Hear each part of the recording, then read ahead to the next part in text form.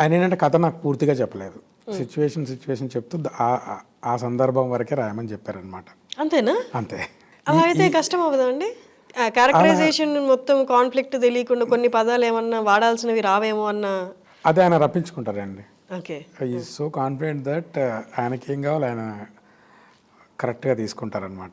So ఆ విషయంలో ఆయనకి 100% క్లారిటీ ఉంది. ఓకే. అందుకే కొన్ని పదాలు అంటే ఇది ఫస్ట్ వెర్షనే కాదు, ఇది ఆల్మోస్ట్ ఒక చిన్న చిన్న పదాలు మార్చి ఒక సెకండ్ వెర్షన్లోనే ఇది ఓకే అయిపోయింది.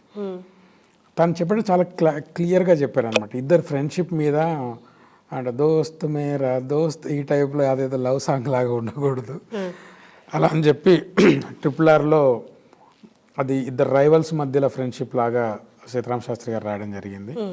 సో అలా ఉండకూడదు. ఇది మీరు ట్రైలర్లో చూసినట్టయితే వాళ్ళకి ఒకరు రష్యా నుంచి వచ్చారు, వీళ్ళకి సెర్బియన్ ఆర్మీ వచ్చింది, మనకెవరు వస్తున్నారన్నా